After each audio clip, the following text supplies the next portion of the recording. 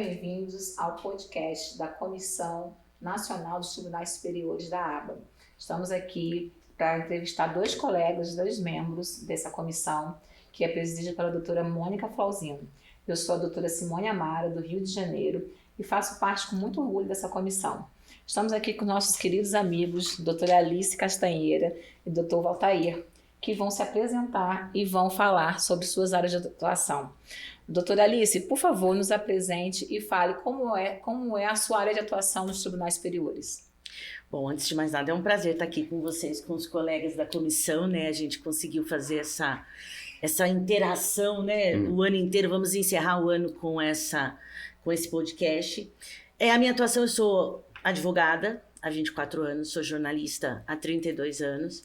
Eu trabalho com comunicação jurídica e a maior parte do meu trabalho é justamente na atuação dos tribunais superiores, é preparar o advogado para atuar em tribunais superiores. Então, é o que a gente chama de media training, a questão da oratória.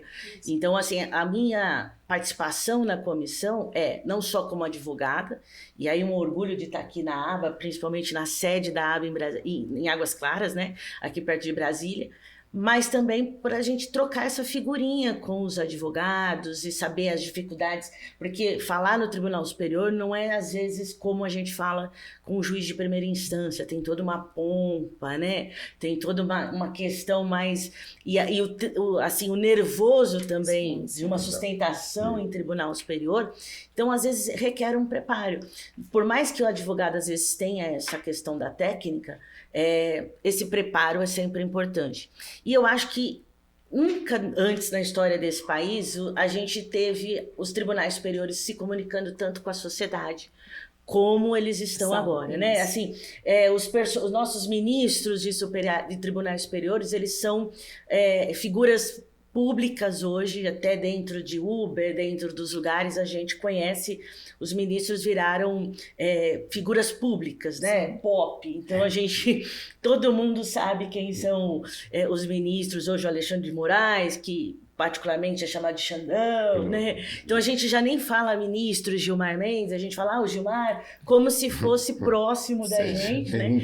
Embora esteja em Brasília, o tribunal... e seja a última instância da justiça, a gente tem hoje os ministros, principalmente do Tribunal Superior, STF, como figuras participantes da sociedade. Verdade. Então, a sociedade nunca teve. Isso, graças a Deus, há uma comunicação também. Há uma história brasileira, que o Brasil é o único país onde a gente tem uma TV Justiça, e onde as sessões dos tribunais, né, dos tribunais são transmitidas, às vezes, ao vivo, principalmente Supremo, e também são gravadas. Então, assim, nenhum outro país tem essa transmissão de tribunais superiores e essa comunicação com a sociedade. Para muitos advogados no começo, lá nos anos 2000, isso era um absurdo, essa questão de como é que você vai fazer para o advogado, como é que você vai transmitir uma sessão solene, né? Vai falar sobre o processo público, mas ao mesmo tempo hoje a gente vê que cada vez mais os tribunais estão discutindo temas da sociedade e esses temas precisam realmente, a sociedade está participando porque vai mexer diretamente na vida do cidadão. Claro. Então eu sou uma apaixonada por tribunais superiores, por essa proximidade que os tribunais têm, o judiciário precisa se comunicar com a sociedade. A gente tem aí a TV Câmara, a TV Senado, mas o fato hoje de a gente ter essa TV Justiça e os ministros, os desembargadores, todos participando, mostrando o julgamento, acaba com aquela distância, aquele juridiquês que a gente tinha. E aí hoje até o CNJ, né, o Conselho Nacional de Justiça, já prega que até nas sessões os ministros, os advogados falem menos juridiquês. É verdade. Né? Isso que então, eu ia falar, era o gancho até que eu queria pegar na sua fala, que o ministro Barroso, ele está com essa campanha bem acirrada nesse sentido, de trazer a linguagem jurídica para a para que a população entenda o que está escrito, porque o juridiquês afasta a população. A pessoa, tanto é que tem sentenças que, por mais que você explique para o cliente, às vezes ele não entende, ele fica duvidando até do que está escrito ali. Então, realmente tem esse movimento, principalmente, eu vejo muito com o ministro Barroso falando dessa questão, ele está batendo muito nessa tecla de a gente trazer a linguagem dos tribunais superiores para a população, porque a justiça, ela é uma prestação para a população, né? Então, isso é bem bacana. É uma questão que, assim, a gente tem que antigamente os advogados, na época que eu fiz faculdade, o falar difícil parecia que era o notório saber, né? Na época do nosso colega, assim, a gente vem da época que era o juridiquês, o mediquês, né? Então, assim, o marketês, hoje não, assim, quanto mais fácil, assim, porque comunicação hoje já não é mais o que você fala, é o que o outro entende. Então, a sociedade, para ela precisa saber como que o direito dela, o cidadão, está sendo tratado. Então, essa questão de você falar, na prática isso significa o quê? Né? Que nem o próprio ministro fala, embargos infringentes, embargos declaratórios. Para a sociedade é um bicho-papão. E a gente precisa pensar, tá, mas isso na prática significa o quê? E para a imprensa também poder ter esse papel de passar essas informações para a sociedade, porque hoje nós vivemos aí nos últimos 10, 15 anos, Lava Jato, Mensalão, nós temos aí vários processos que interferem no dia a dia do cidadão. Agora os tribunais estão discutindo a uberização, que é a terceirização, a pejotização. Então, assim, isso interfere no dia a dia, as pessoas querem saber. Só que se você faz uma linguagem difícil, e o advogado, eu já lido com vários advogados, eles falam assim, mas se eu falar fácil, o meu cliente vai achar que eu não sei. E na verdade, pelo contrário, a rede social, a mídia, o mundo digital está trazendo pelo contrário. Se você falar difícil, o seu cliente vai procurar no Google. E ele vai achar fácil. Então aí ele vai achar que você está enganando ele. Então é mais fácil hoje essa mudança. É importante a gente ter esse debate, esse podcast, a aba dá essa oportunidade para a gente, justamente para a gente mostrar. É uma comissão de tribunais superiores, mas assim, nunca esteve tão próximo da sociedade e do cidadão. Então, acho que é importante a gente estar discutindo isso, é mais uma oportunidade. E doutor Valtair, que inclusive atua nessa área de direito do trabalho, né? Que é uma área, assim, que realmente digamos assim, é uma das portas que a sociedade tem para acessar a justiça, né? E prevalecer o livre acesso ao judiciário, que infelizmente ainda tem alguns melindres para as pessoas, né? E o direito do trabalho, ele vem trazer sempre na história a porta de entrada na sociedade das pessoas para o tribunal. Como é a atuação, como está a atuação agora, como a doutora Alice falou, com relação a esse acesso, essa linguagem nos tribunais superiores do trabalho? Doutor, antes se apresente, né? Nos dê essa graça. Muito obrigado, doutora. Realmente é uma satisfação estar aqui na aba, né? Aqui em Brasília, né? Nessa nossa comissão nacional de tribunais superiores, para falar um pouquinho, né? Um pouquinho de mim e um pouquinho da nossa atuação e um pouquinho dos tribunais superiores. A minha formação primeira é na área de economia, e isso me facilitou bastante a minha atuação na área do direito, voltada inclusive para o direito do trabalho empresarial. Hoje eu advogo mais para empresas. Isso não quer dizer que não tenha clientes, pessoas físicas, mas é mais voltada à empresa.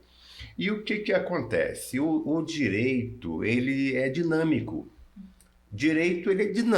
O direito não é estático. E ao longo dos anos, nós vamos tendo o quê? Uma atualização de acordo com a necessidade da sociedade. E no direito do trabalho, isso não é diferente. Não é diferente. Nós temos ainda uma CLT de 1943, mas a legislação ela sofreu assim mudanças substanciais. Então, vamos nos situar nas mudanças que ocorreram através da Lei 13.467, ou seja, de novembro de 2017. Muito bem, a nossa legislação ela foi bem alterada e a partir dali, ou a partir dessa época, passamos a discutir vários assuntos, dentre eles a pejotização, né? a terceirização. E hoje, o que nós vemos nos tribunais superiores? De um lado, o TST, que é o coração, vamos dizer assim, do direito do trabalho, é o órgão máximo que julga as questões do direito do trabalho. E temos, do outro lado, o Supremo Tribunal Federal, né? Que cuida da nossa Constituição. Mas isso não impede que ele vá tratar de determinadas questões trabalhistas, como, por exemplo, hoje, o entendimento de que o contrato de trabalho ele pode ser obedecido de acordo com o que diz, com o que determina a CLT, como também um contrato de autônomo, um contrato autônomo. Ou seja, há uma liberdade em termos das contratações. Então, um indivíduo ele cria uma empresa e ele pode prestar um serviço dentro da atividade fim ou dentro da atividade meio de uma outra empresa. Ou seja, há hoje uma liberdade, né, doutora Alice? Uma liberdade de contratação. E isso, muitas vezes, cria várias outras discussões. Hoje está se discutindo muito, por exemplo, a uberização. São inovações que surgiram aqui no mundo, né? No mundo. Certo. O Uber hoje é uma realidade no mundo. O iFood é uma realidade no mundo. Então, hoje, os nossos tribunais superiores estão aí preen dessas questões que envolvem a relação de trabalho e a relação de emprego. E a tendência é a discussão prosseguir, evoluir ao longo dos anos.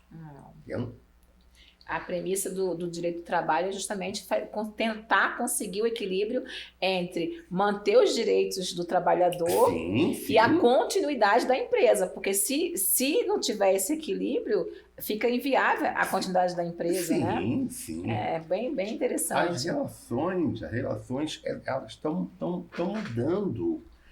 Hoje inclusive depois da pandemia, nós temos o trabalho remoto. Há anos atrás era imaginário. Hoje é uma rotina. Hoje é comum.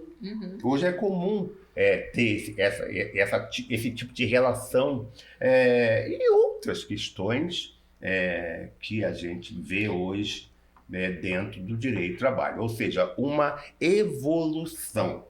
E uma questão que que a doutora Alice poderá até referir melhor, é a questão da inteligência artificial.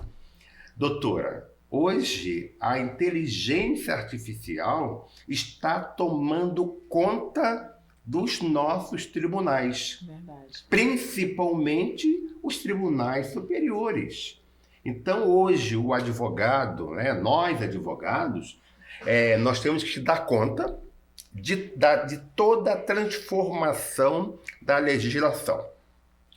É um ponto crucial. Certo. E hoje, nós advogados, nós temos que acompanhar toda a evolução da inteligência artificial, ou seja, que está sendo gradativamente introduzida nos tribunais, principalmente no CNJ e nos outros tribunais superiores. Né, doutora Alice?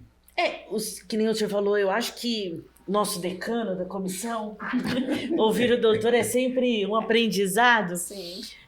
Eu acho que é importante a gente falar que a sociedade mudou e o mundo digital trouxe novas relações, não só na questão trabalhista, mas na questão da família, o direito de família, o STJ, que é o Tribunal da Cidadania, o direito homoafetivo, as questões que a gente antes discutia, mesmo relações de consumo, né? Então, que sobe para o STJ, essas relações mudaram. Então, assim, hoje a gente não tem mais como falar do direito sem falar dos tribunais superiores, e muitos assuntos estão subindo. Até um trabalho do ministro Barroso e do CNJ de tentar fazer uma peneira, vamos dizer assim, a grosso modo, com esses processos. Porque muitos processos que poderiam ser resolvidos em primeira instância, ou mesmo via mediação, o custo desses processos para subirem para o Tribunal Superior é ruim para a sociedade, é ruim para o advogado, porque o advogado tem que explicar para o cliente que o processo está subindo e que precisa recorrer. O recurso hoje é muito caro. Muito caro. Então, acho que o advogado hoje não tem como não estar antenado, né? Então, ele fala, a gente pode dizer assim, o STJ, o TST, o Supremo, a gente tem o Tribunal Superior Eleitoral, que em época de eleição tem um protagonismo também que traz muito perto da sociedade, e a gente tem o Tribunal Militar, né? Sim. E que não fala com a sociedade. Então, ainda não temos essa evolução. A gente tem vários tribunais, mas o Tribunal Militar não tem a grosso modo, essa transparência com a sociedade. Mas o que é importante, que nem o colega falou, a sociedade mudou. O direito mudou mais nos últimos 20 anos do que em 2 séculos. Essas relações, nós estamos discutindo a reforma, quando saiu a reforma trabalhista, já saiu defasada, né? Porque demorou tanto para sair, exatamente, que já saiu defasada. Agora, quando a gente começou a entender a reforma trabalhista, vem agora essas relações. Tem o microempreendedor individual, tem o pessoal de plataforma digital, que é essas empresas Sim. todas. Isso. Então, essa relação hoje aproxima muito a sociedade da justiça, do judiciário e, consequentemente, dos tribunais. E aí cabe a nós, advogados, tentar traduzir isso para o cliente para que tenha essa credibilidade, né? Sim, sim. Então, E assim, como o doutor mesmo começou, o direito, por ser dinâmico, ele precisa acompanhar a evolução da sociedade, Sim, né? sim. E todos os dias, por isso que eu sempre falo isso, na outra comissão também que eu faço parte, de empreendedorismo jurídico, eu digo isso, todo dia é dia de aprender alguma coisa, e nós temos que ter, o advogado hoje precisa ter esse conhecimento 360 graus, porque não é só o direito material que ele precisa saber essa parte de digital, o mundo virtual, como estão as novas técnicas, como utilizar a inteligência artificial. Inclusive nos tribunais superiores nós temos os julgamentos virtuais que têm a dinâmica totalmente diferente da dinâmica dos julgamentos presenciais, né? Certo. Então a gente precisa saber essa técnica, precisa se inteirar. E assim, a comissão dos tribunais superiores tem essa preocupação de trazer para a população, para trazer para o mundo jurídico, para os advogados, como é essa atuação e tentar simplificar. né? Então, assim, eu agradeço demais a presença de vocês. O nosso tempo não é muito longo, é só um bate-papo bem rápido, só para as pessoas realmente tirar um pouco esse medo dos tribunais superiores, né? E saber que dá para a gente conseguir atuar, dá para a gente conseguir bons resultados. É preciso lembrar que é uma área de atuação que poucos advogados... Sim. É uma área de atuação que trabalha-se muito com a correspondência, principalmente, né, com o correspondente. Então, o advogado que... Na nossa comissão, a gente discute muito isso. O advogado que se prepara para Tribunal Superior, ele tem um diferencial. E, consequentemente, um ganho que ele pode cobrar, que ele não depende de terceiros, de outros escritórios ou de escritórios especializados. Então, mesmo que ele tenha um parceiro em Brasília, é importante que ele saiba como o processo vai andar, como funciona, vir a Brasília, né, fazer essas visitas, saber que é acesso ao ministro, né, isso acho que é importante a gente... Para a maioria, doutora Alice, dos advogados, Brasília é um mundo distante.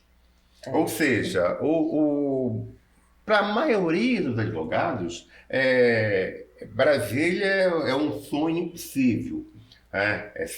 Sabem que, ou sabemos que existem os tribunais superiores, mas é um local, é um mundo que inatingível. E isso a gente tem que desmistificar. Perfeito. A gente tem que mostrar para o advogado, para a sociedade, que é possível. Perfeito. E aí nós vamos puxar a sardinha para a aba. Perfeito. A importância de a gente ter na aba uma comissão dessa. Que às vezes a gente, na OAB, não se discute muito isso, né? Sim. Então a aba traz essa inovação de que é possível discutir isso, trazer esses tribunais para o advogado. Então, a aba está de parabéns, a nossa comissão, a nossa presidente, Mônica, está de parabéns para permitir que a gente faça essa discussão. Perfeito. Mais uma vez eu quero agradecer a presença de vocês. A aba está realmente de braços abertos para os colegas. Nossa comissão é bem inclusiva também. A doutora Mônica Flauzino não pôde estar aqui conosco dessa vez, mas na próxima ela estará. E assim, muito obrigado mais uma vez e uma boa tarde para todos nós. Muito obrigado a todos também. E um abraço para a nossa amiga, a Mônica, que não está aqui presente, né? Fisicamente, mas no coração de todos nós. Né? Sempre. Obrigada.